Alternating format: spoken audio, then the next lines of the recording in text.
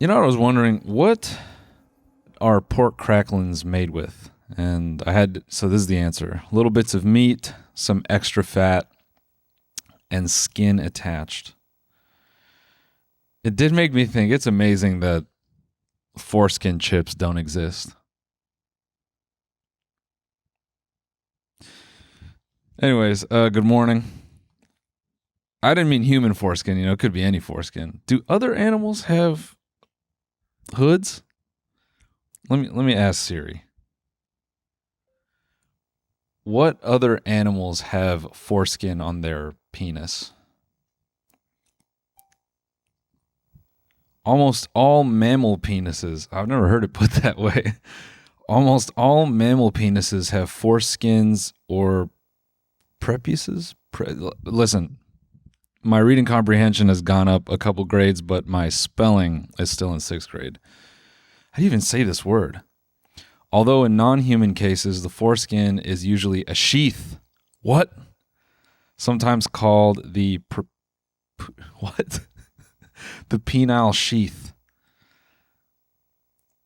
Every mammal has foreskin. See, you could harvest some of these for. Oh, koalas have it? Man, those things aren't even conscious. Let's start the chip company tomorrow.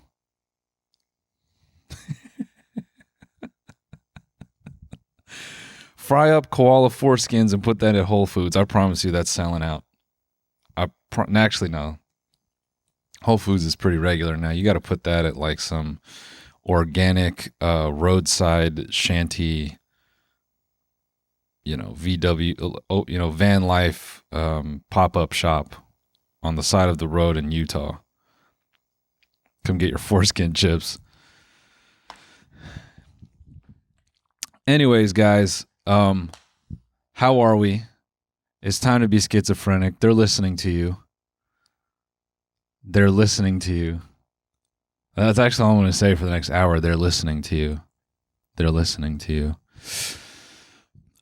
No, I have so much I want to say, and I've killed everyone in my immediate social circle with a lot of what I want to say today because it's just been blowing my mind. It's funny, the last episode, I'm like, oh, maybe Google's being bad. And when I think about it, I've thought worse of tech companies and all that. And they're not just bad, like they're fucking horrible.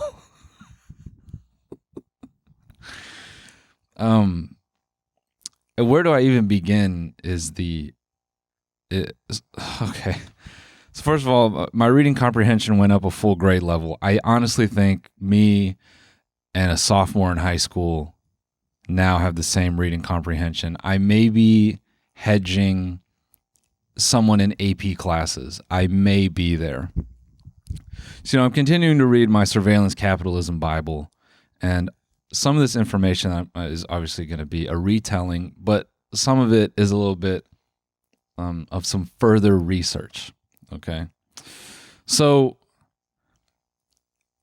again, the whole premise of this book and what fascinates me about it is the author's point of view is she's just trying to establish just how, in her words, unprecedented surveillance capitalism is. And that is just the ability to turn observing behavior into like raw material that can be harvested for money, specifically your behavior, right? And I think we all know this. Like, I think an article came out. What is this? Like, I don't know, a few days ago, I think yesterday, where someone at a marketing firm comes out and they say, okay, your phones can listen to you, which is just too little too late. Like, that is not helpful. And listening to you is not even the worst of it. And I think we all joke about we're all being watched, we're all being tracked. Like, who cares? Who cares? That's always the discussion. And honestly, everything I'm about to say now, well, my brain's going 100 different ways. And this is the problem when you write your notes with your own poop. It's just, it's hard to know where to start. But I'll get to what I was going to say later. That's me doing a dual timeline in a podcast. Okay. We have to bleep that, by the way. That's a curse word. So I'm reading specifically about how Google has evolved its products in the early 2000s and sort of the history of Google between itself and the government. So after 9/11, Google, and this is all stuff that is verifiable. This is not me being a conspiracy theorist. A lot of this it's one Google search. You don't have to go to like some deep right-wing online forum to get these answers. So after 9/11, the NSA very immediately kind of has like an off-book handshake with Google because obviously the Patriot Act gets enacted, and now they want to surveil U.S. citizens in hopes of preventing terrorism. The issue that government agencies had is they were still kind of bound by the law. And I say kind of, because I think we always imagine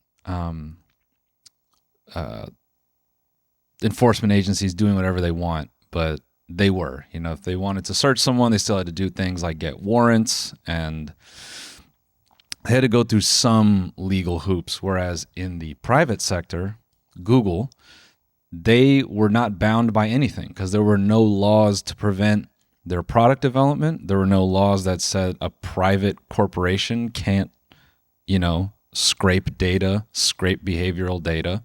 So pretty immediately, not only did Google monetize the fuck out of themselves by creating this ad system, which is what still is used on YouTube today, this like kind of ad auction market, they also now kind of have a certain type of, if the NSA is calling you up being like, yo, dude, we love your product, that's going to give you a certain level of confidence.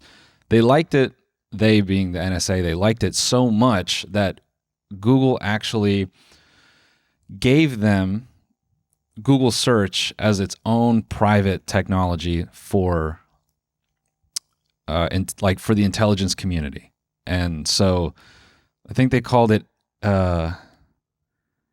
it's like it's a play on Wikipedia, but for intelligence, like the name of it. And so basically Google Search was reskinned as like a separate software for like the NSA and other intelligence agencies to search documents and whatever. So that's the relationship that they have in the early 2000s, immediately following 9/11.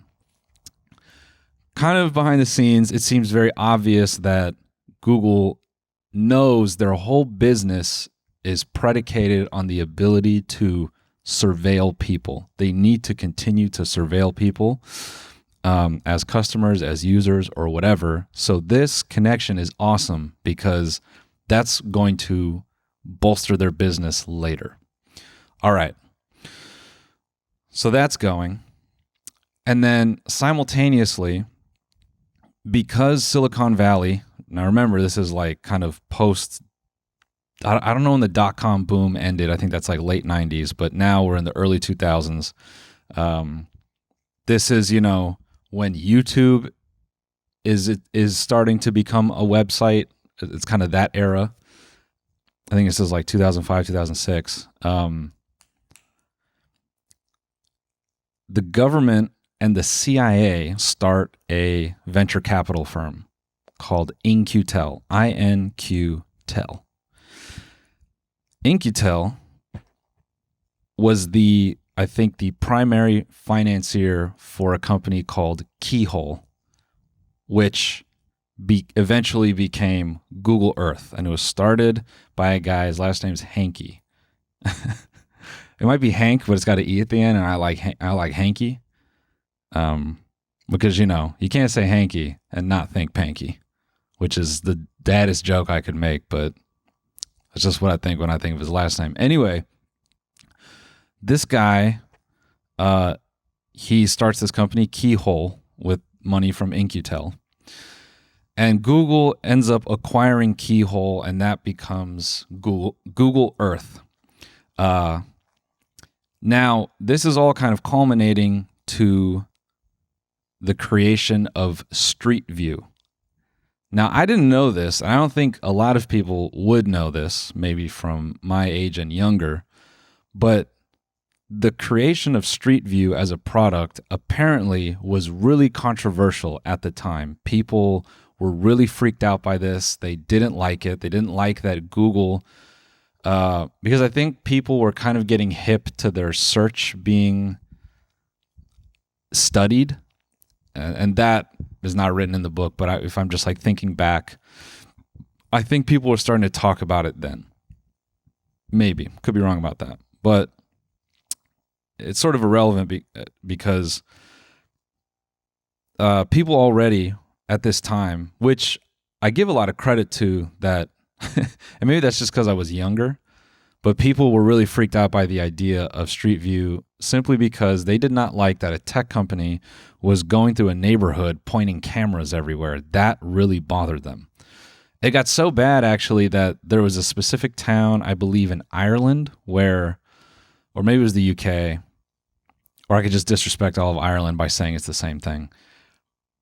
And I think Southern Ireland would like that. But, or no, Northern. I forget which one is like, there's a part of Ireland is like the South will rise again. They have their own version of that. They're the upside down of America. So there was a town where a Google Street View car was attempting to enter the town, and I guess everyone there kind of formed a human line to stop the Google Street View car. And, you know, as Google products do, it just ran everyone over and just kept on its way. Obviously, no, they were able to prevent the car, but that's how anti-Street View people were. That was the degree that it was at. And Google did things, you know, like assure people that faces were blurred and they had intelligent software that was protecting people's identities. Well, so Google runs their Street View cars all over America. They're trying to run them in different countries. And I believe it was a privacy advocacy firm or something like that. This part is I can't remember who exactly broke the seal on this, but essentially someone comes out and goes, these Street View cars are not just taking pictures. They are doing more than that, and they were adamant about it. Come to find out that the Google Street View cars were doing something. I assume maybe some of you have a passive interest in hacking, but if you don't, they're doing something called war driving. War driving, as I've always known it, that was something me and some of my friends growing up would laugh about, where we were too young to really execute it well, but war driving, in my knowledge, was just driving around with a laptop and looking up people's phone numbers in white pages, like a literal white pages book, and trying to brute force their router. Because I believe at that time, a lot of people's wireless routers actually use their phone number as a password. Or some people would do that. And I always knew war driving as like a funny meme where you could just drive and hack someone's router. And I think it was like a felony or something bad. So obviously me and my friends were way too, like, we were punks. We were not made for jail. I think our combined weight was maybe 112 pounds. So we would have got our asses literally eaten up, even in kid jail. So that was not something we were going to attempt to do. So the Google Street View cars were war driving. They were not only taking photos, but I believe it came out that they were decrypting. So I think they were doing what's called packet sniffing, where any information that's passed wirelessly, I think between like a laptop and a router, it sends a packet which has data in it, and that could be your banking information, whatever. it came out that they were decrypting packets and they were collecting emails, addresses. I think they were collecting bank info. And you have to kind of think of this in a way of, imagine just someone driving by your house and they take a snapshot of your internet and everyone, and they know who's in that house. Then they can start to maybe put a profile together. Okay, now it's a corporation. Now that's weirder. And if you think about the amount of time before this information broke and then the subsequent time, because law takes forever. I think it ended up being like at least 6 or 7 years before any real legal repercussion started to take place, that they were just war driving around with these Google Street View cars. Now, here's where it gets even kind of crazier. So once they got, caught, oopsie, yes, we were war driving, sorry, they tried to claim ignorance. They go, we had no idea this software was built into all of our Street View cars. Then it comes out that not only did they know, they hired a specific guy who had like a proficiency in war driving. I don't know if he was a hacker by trade, but he at least had a history of writing software that could do war driving very well. What is his name? And here's what's crazy. If you Google this guy's name, he's a fucking ghost. Yeah, okay. This shit is crazy to me. Was it Marinus? And I started to feel like maybe I'm on a list for trying to find this guy. So his name is Marius Milner. Marius Milner. Milner. And this whole scandal was referred to as Y-Spy.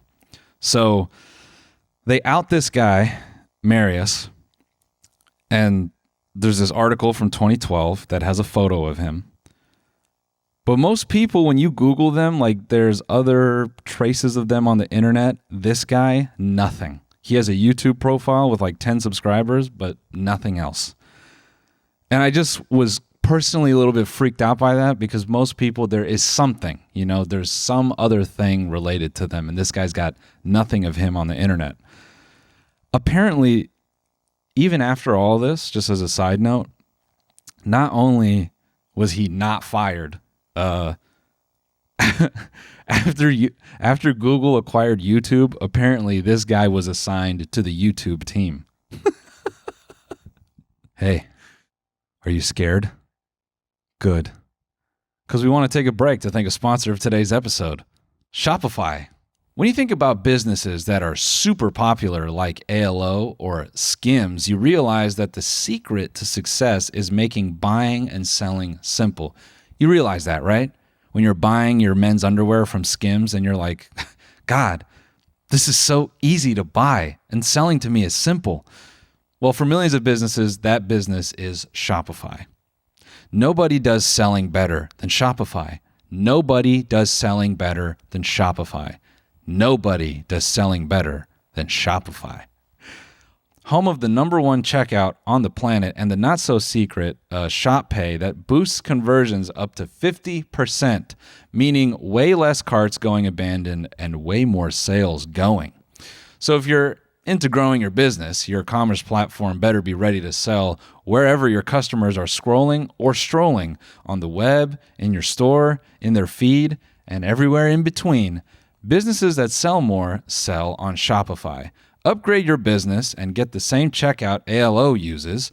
Sign up for your $1 per month trial period at shopify.com/companylot, all lowercase. Go to shopify.com/companylot to upgrade your selling today. Shopify.com/companylot. Hey, are you scared? Good, because we want to take a quick break to thank another sponsor of today's episode, DraftKings.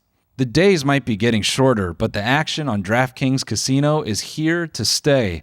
Play hundreds of games for endless excitement. Try your hand at classic table games or set the slots on fire with fan favorites like Cash Eruption. New players can play just $5 and get 50 instantly in casino credits. Download the DraftKings Casino app and sign up with the code COMPANY. Then press play on your favorite games to join the fun. The crown is yours. Gambling problem?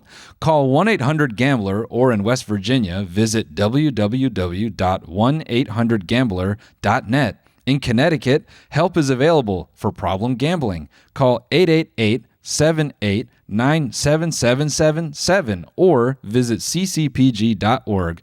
Please play responsibly. 21 plus, physically present in Connecticut, Michigan, New Jersey, Pennsylvania, West Virginia only. Void in Ontario. Sorry, guys.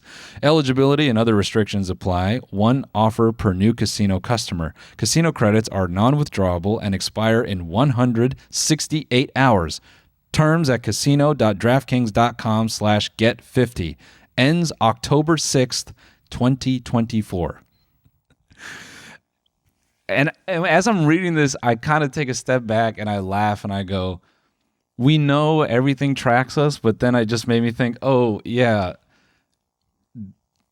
I mean, we know what I'm about to say, but it just kind of contextualizes it for me. You know, oh, yeah, like YouTube it's not a creator platform. It's really cute how they've rebranded this shit as a creator platform. They bought this website for, $70 gajillion because this was the first opportunity, likely, and this is my opinion. It's not a genius one, but I think it's obvious to them at the time where they are scraping data in real time by way of cars, etc. This whole website, they were so horny. Do you know how hard they got at the idea of tracking the minute-by-minute consumption of media? This may have been the first real opportunity to do this in like our human history, where they could go, oh, we eventually can trace what someone is watching by the second. And you may go, sure, that they're tracking us already, or sure, at that point they were already tracking us. But I think that's flawed because maybe at that point, Google as a business, if the law stepped in, maybe it wouldn't be what it is now. And by the way, my whole thing last episode about them being tried as a monopoly, I'm just laughing at me thinking that was going to do anything to this company. It's them being marked as a monopoly is not even a slap on the wrist. That is, that's like you've been getting a copious, that'd be like if I had to give a sexual version of this, that'd be like getting head and then someone gives the barest amount of teeth. And you go, you know what? I didn't really like that. And they go, oh, sorry. That's what them being slapped as a monopoly will feel like. Just a little bit of teeth. Anyways, I digress. So, yeah, I've been chuckling to myself that we for years, people have complained about things like YouTube Rewind. Who gives a fuck? Who gives a fuck, dude? Because what's scary, man, is since forever, because forever, anything before 9/11, was that even real? Did we all die on 9/11? Is this all made up? We don't know. Forever begins at 9/11.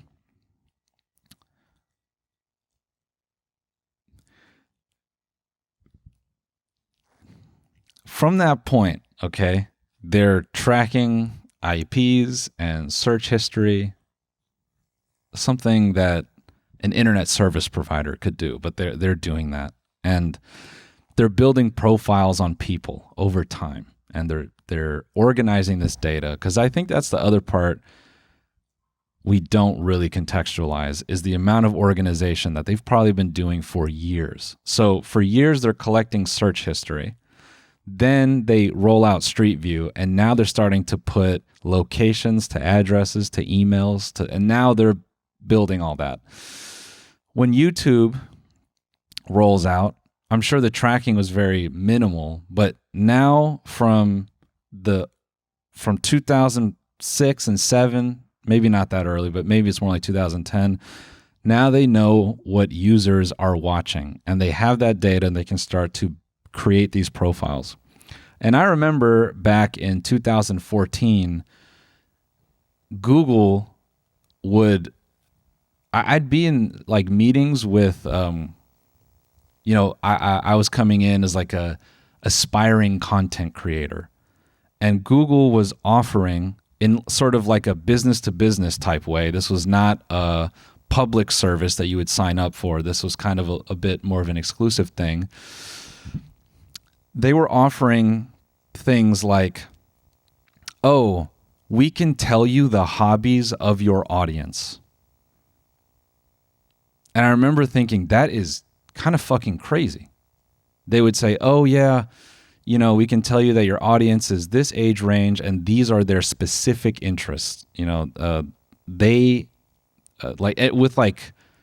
With confidence, they could say this amount of your audience plays Call of Duty. Which maybe, you would think, oh, that's like, couldn't you say that about anyone in that age range? But they would list out other hobbies, and that's because they had search and consumption data and on and on and on. Anyway, so this guy, Marius Milner, he gets outed as the guy who creates the, Spy-Fi technology. And simultaneously, the guy who created Keyhole, which became Google Earth, this guy Mr. Hanky Panky, he very publicly, and the rollout of Street View was saying things like, people are afraid of what they don't understand. He's making people feel bad and feel stupid, or he's attempting to. Just kind of gaslighting them, being like, you have nothing to worry about. You have nothing to worry about. We can't worry about these things. We got to further technology. This is a freedom of expression, whatever. He didn't say some of these things. I'm just kind of connecting dots.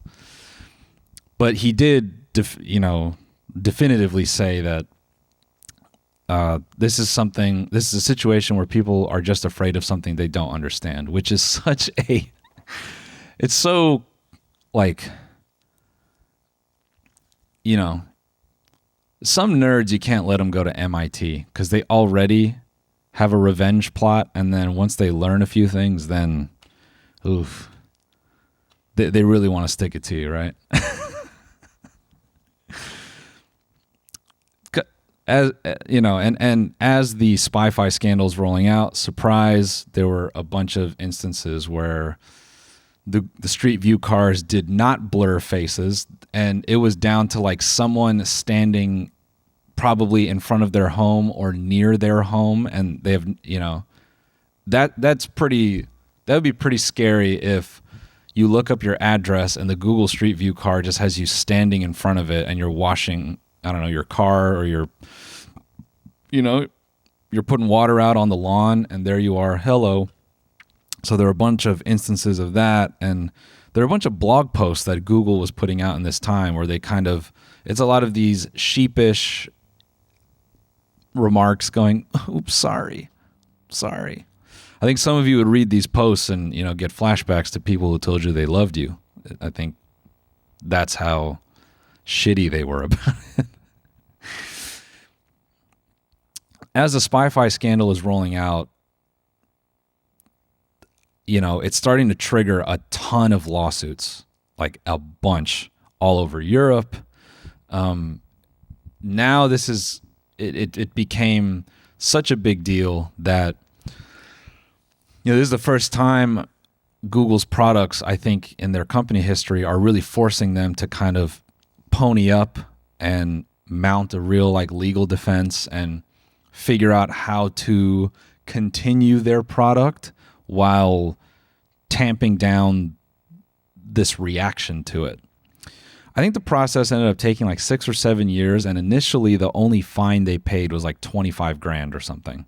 And they continued to operate for some years before settling a bunch of lawsuits that ended up costing them, I think, $13 million. But after 6 or 7 years, I mean, that shit didn't matter. They had rolled out the Android operating system. They were in phones. That price tag was nil for the amount of information that they had collected and the products they had built from that point forward. What gets even more wild is they obviously just from, because their business was selling information and selling ad space on human behavior and on and on and on. In this time, the Android operating system is rolled out as a sort of anyone can access it. They made it widely open source. That's the term I'm looking for. And Android phones are cheaper because they're trying to get them in everyone's hands. And again, the technology that was in Android, the Google Play Store, I believe it was transmitting, or it was providing location data, I believe against users' knowledge or without users' knowledge. And I think other apps, I don't know if it was commercial apps, but I think pretty much I think it'd be safe to assume that most apps in your phone in the beginning, if not still, of the Android operating system were just accessing your location. And as early as I think 2006, they were doing stuff like the microphone in an Android phone could communicate with another one to detect frequency, and they were picking up on music in retail locations. Like, because they were trying to geomap physical data so that, on Google Maps, you could look up your favorite restaurant, see when it gets busy, stuff like that. So the guy who creates Keyhole, Google Earth, he worked on Street View. That's the guy who headed up Niantic Labs, and he's the one who created Pokemon Go. And I'm not at this point in the book, but I'm pretty sure I know what's coming next, which is Pokemon Go was not, we all knew that it was tracking us, but that was not like a fun game for us to play. The whole point of it was to map the Earth at, I think, a very detailed level. They were having people walk around like, I found a Snorlax, and they were actually giving the front face of a building that was literally going into a virtual model of the world. Google had some program like Deep Truth or something like that, where they were trying, and still are, I'm sure, they were building a virtual recreation of the Earth. I think they want because I think as society continues, Google needs to continue updating their snapshot of everything, where we go, what we do, why phones are going into specific locations. And this is 2006, man.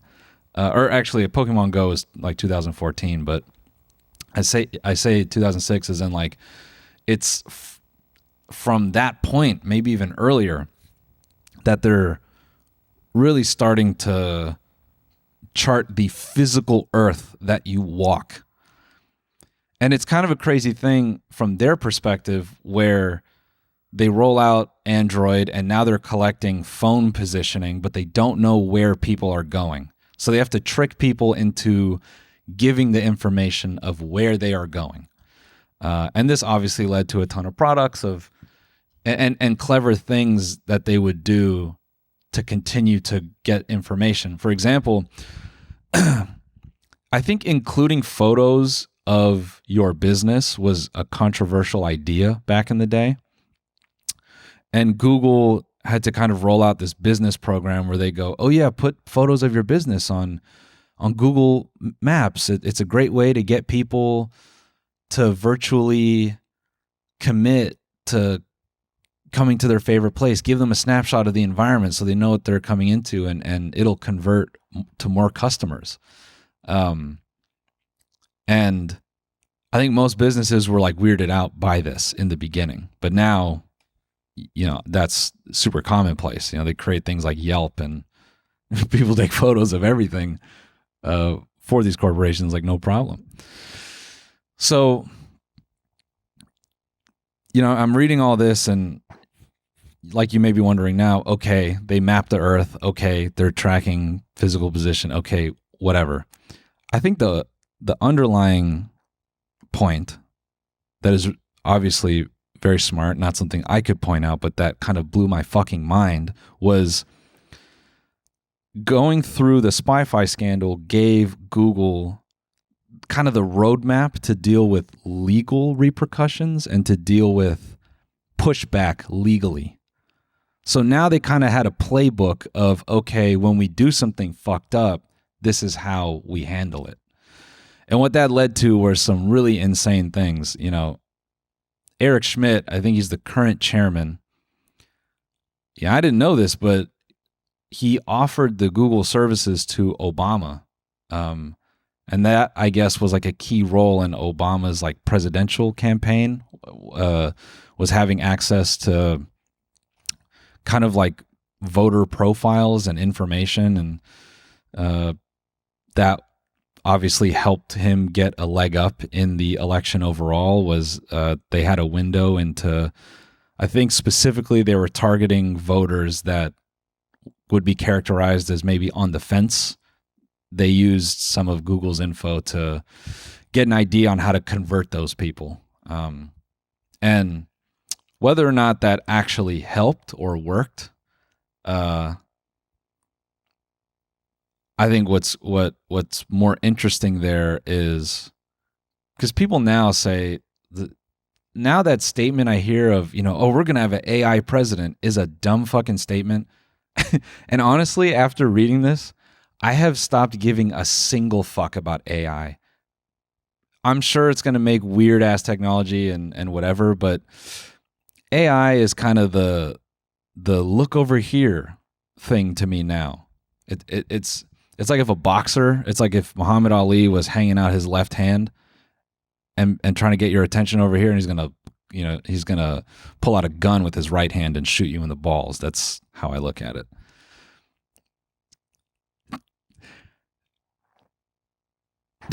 Sorry, I have to remember my point. Now I'm caught up in the visual of Muhammad Ali going a whole boxing match with a fucking 45 caliber pistol up his ass. That's how he did it. He smuggled the gun between his ass cheeks, and he didn't know it. But his right glove has holes for his fingertips. The hell was I saying? Yeah, I don't care about AI. No, I really don't. Because, yeah, when people say, like, we're going to have an AI president, in a way you could argue, because we don't know the degree of people have done exposés and I guess, like, written books about the role between Google and the Obama campaign, because from a tech perspective, that's pretty nuts. But assuming that had a significant role in Obama's campaign, that would be, in my opinion, kind of the first AI president, where they're using information about people to corral people into a decision. And that's something that we know we can be kind of herded around with tech. We know that. Look at your TikTok For You page. Your comments are algorithm driven. The content's algorithm driven. Now it does that cute thing where when you send someone a TikTok and you open your TikTok, it's in your stream of DMs with that person. Like, you guys sent each other these links. I mean, the tracking probably is out of this world. Because again, now you have to take everything I've said and recontextualize what you're doing. Like, they know your friends. And I know this might make you a bit schizophrenic, but that's the problem is I think we may find out that a lot of schizophrenic people were maybe right this whole time. Remember the lady with the Monster can who was like, technology's evil. These are the 3 signs. She might be right. And that's not me trying to create a pipeline to anything. I'm stopping it there. There's no pipeline. It's a brick wall, actually. It's a brick wall. built of some humor. And I'm just saying that the crazy lady with the monster can, to put it, she might have been cooking a little bit. Hey, are you scared? Good, because we're going to take a break to thank another sponsor of today's episode, Mando. My guys and gals, you ever lift a little too hard or just forget to apply your daily deodorant and get hit by a truckload of BO, that's bad odor, from all directions? Mando Whole Body Deodorant is helping men conquer their odor in a new way. Formulated with mandelic acid, Mando has long-lasting 72-hour odor control that actually stops odor before it starts. The best part is you can put Mando everywhere: pits, packages, feet, skin folds, back, knees. Did we mention feet? Everywhere you can imagine. To top it off, Mando's cologne quality scents were created with men in mind. So fellas, if you're looking to musk up with a male musk, you can do that. Or ladies, if you're looking to musk up with a male musk, you can do that too. Or maybe you want to leave Mando in your bathroom so that the guy you like, when you bring him over, he walks in there and he goes, smells like a bit of me in here. You can do all that with Mando. You know why I like Mando? Because it actually helps stop me from smelling before it happens or before it's too late. They got a range of scents to choose from, and it's great because they got an all-in-one stick to travel with. And you know me, I'm a big traveler because I'm a comedian. Mando Starter Pack is perfect for new customers. It comes with a solid stick deodorant, cream tube deodorant, because I know some of you like that stuff. It also comes with 2 free products of your choice, like the mini body wash and deodorant wipes. And guess what? Shipping is free. Luckily, I have a discount code to help you get hooked on your new favorite smelling whole body deodorant on the market. New customers get $5 off a starter pack with our exclusive code. That equates to over 40% off your starter pack. Use code LOT, L-O-T, at shopmando.com. That's shopmando.com. It's time to smell better naked. Your partner will thank you. Just slight.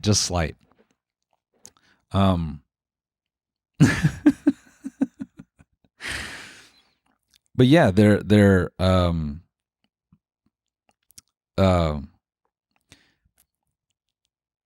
degree that they are probably creating a virtual profile of yourself and your friends and your interests and every opinion you have stated on an app, because you have to figure that when you're speaking into, let's say you're making a TikTok video and you're speaking into it, if they're not already, there's going to be a point where they just automatically, because already the user agreement, when you create TikToks, the user agreement is that even if you make something and you put it in a draft, it's theirs. And I know plenty of YouTubers who early on would make jokes or make content, and they would make it as a draft, and they would actually see that used in a TikTok ad, and it was a draft. Scary stuff. You have to assume now that when you record anything into your TikTok app or any, Instagram, whatever, they're probably taking the audio file from that video and they're transcribing it immediately. It wouldn't surprise me if they have whole databases of us and they have they have a quantified amount of our opinions, our humor, whatever. And it's just getting bucketed into more and more analysis. So now when I look at AI and I look at the fear-mongering around AI, and everyone thinks about AI as a robot. That's how they view it. Oh, it's a robot. And that's not what it is. Like, they already know what most people watch, and your phone eventually is going to tell them where your eyes look, and that's why they want AR, because they want to actually know what you're looking at. Who gives a shit?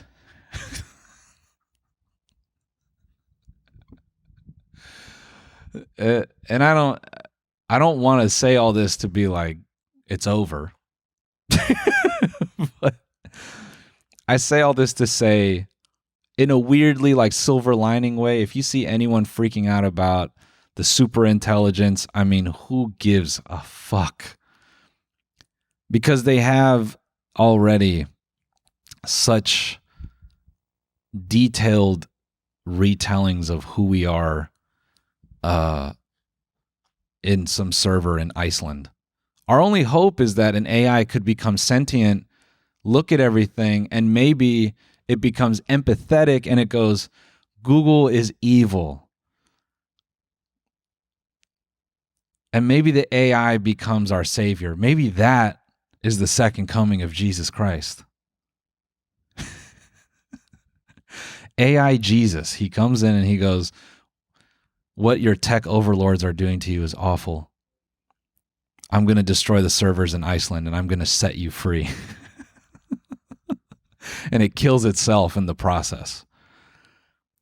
You know, but what would suck about that is I wouldn't have a career. You know, I'd have to go work in a fucking mine. I'd have to go. That's the thing. If technology ended tomorrow, what are my real skills? I think I could definitely go back and work sales. But does capitalism even exist at that point? Do we even have anything to sell?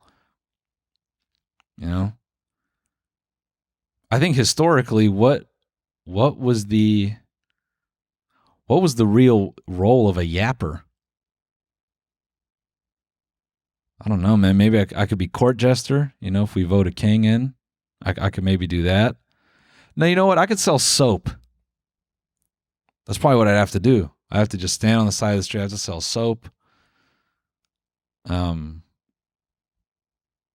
Yeah, I could sell soap and maybe more nuanced items like pottery.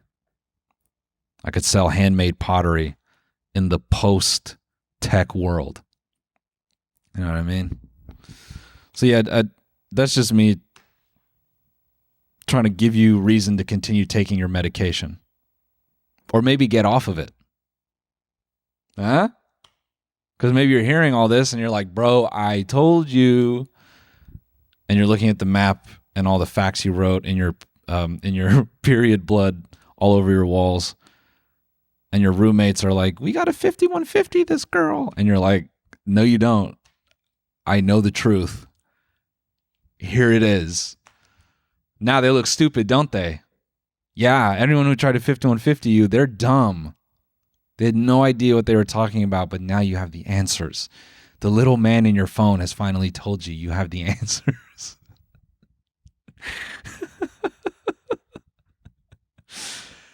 I started having this identity crisis where I think about all the years that I've made videos on YouTube and I go, oh man, did I just contribute to this big, awful, evil system? And I did. I think we all did. If you've left a comment, you've contributed, you know? And yeah, it is funny to think too, like, I think people, you know, people kind of, they say things like, you got to keep live performance alive. I think in comedy, people think, you know, we're trying to protect comedy as the last place where you can just say something for fun. Dude, everyone's phone in there is recording that shit.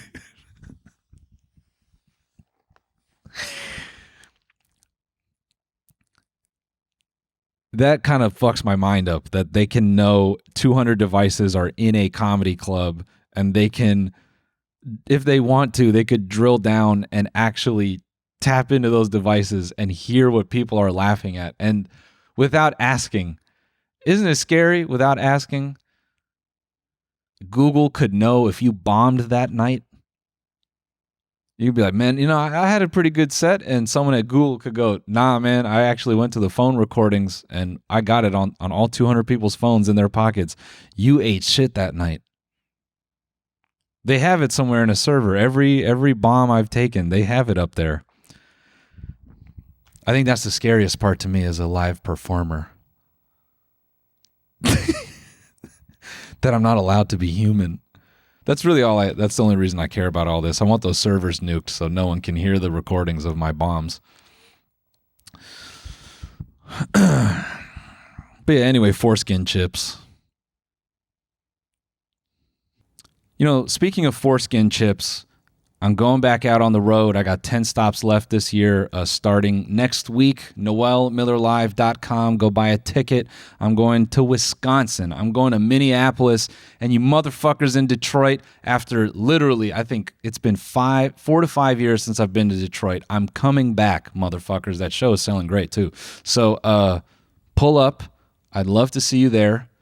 At any one of those stops. Oh, in Philly, I'm filming my new hour at the end of the month. I know I canceled my show later, but I booked a new date. It's actually 5 show times. I'm just doing it at a club, the Philly Helium, the one and only. So yeah, go buy a ticket, NoelMillerLive.com. Now, let's get a little schizophrenic.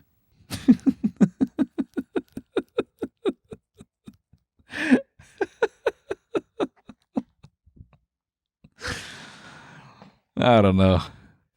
I think I demonstrated, 10th grade reading comprehension today, though, and I'm proud of that. But yeah, Marius Milner. Look this guy up. You won't find anything. You won't find a damn thing. I really eventually want to get the author. I want to finish this book, and then I want to get the author of this book on the pod. You know what's freaky to me is she kind of called out all these things about the Obama administration, and Obama came out and said this is one of his top books of 2023. And I didn't know if that was like that I didn't know if that was the equivalent of when someone hits me with a really solid roast in a comment and I'm like, "Hey man, you're funny." You're funny. So funny when someone gets nailed with something hard and they just have to concede. Oh, you're hilarious. It's just that, it's that Wojak, the anger behind the smile. But yeah, I'd love to get her on the show eventually. Because, I wonder if she's on a list, or I wonder if by bringing her to the lot, if we would become part of a list.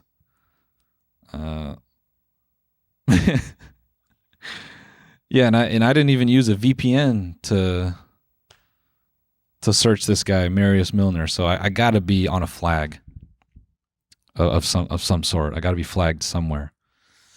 But yeah, everything I've said, just one Google search, and it's all there. I promise you, this is not me trying to weave you into something crazy. If anything, it's interesting how much you don't think about, and when you can finally read and think about it, it's like it's too late. Because this information would have been great to know 10 years ago. But now I'm just sitting here going, oh, well, at least I know now.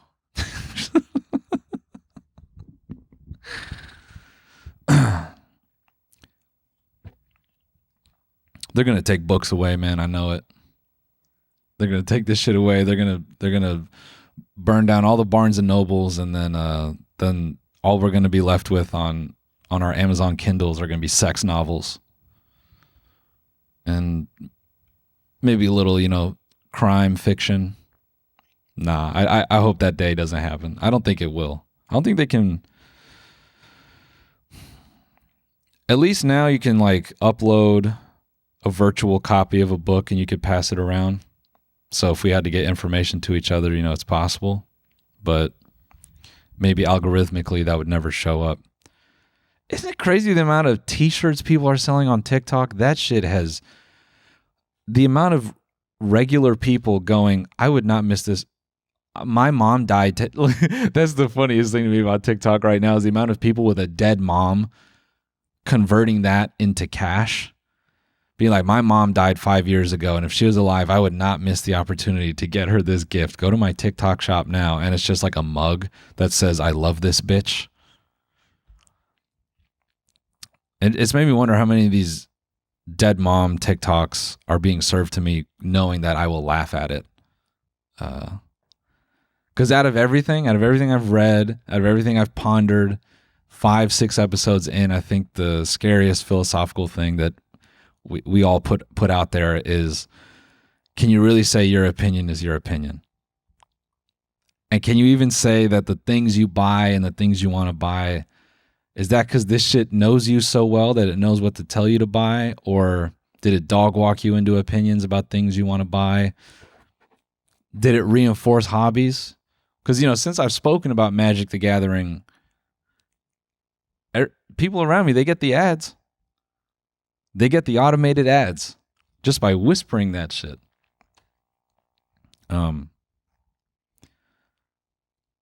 Semi-related, I got a TikTok ad for lesbian AI art. It was a photo slideshow of a bunch of AI lesbians kissing each other. What does that say about me? I want to see some freaky ass, and I mean I don't mean freaky like I'm scared. I mean freak like Freaknik, like freak mode. I got one of let me see if I could play it. I downloaded it. It's, where is it? Come on now.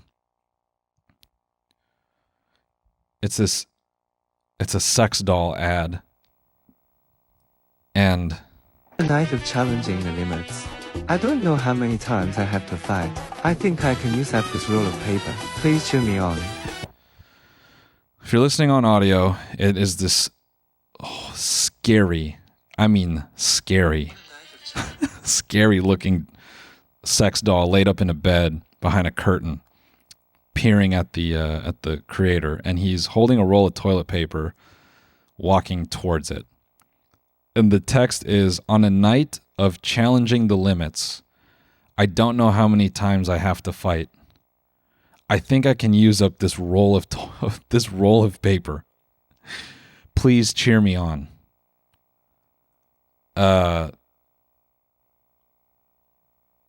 Obviously this is like an ancient Chinese proverb that he's describing before going absolutely sicko mode on this sex doll. Anyways, here's a visual to end the episode on. POV, your boy is hyping you up from the cuck chair. Bro, you're killing her shit. I knew I'd call you big bro for a reason.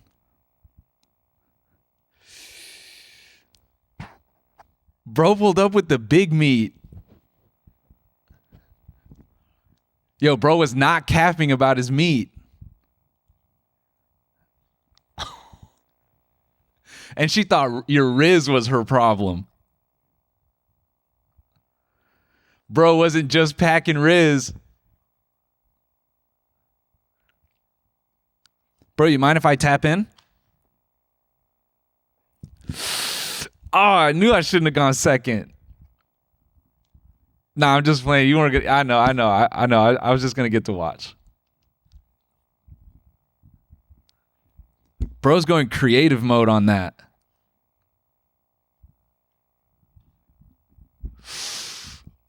Wait till I tell the group chat what you're up to right now. Yeah, I'm about to tell all the boys right now you're killing that shit.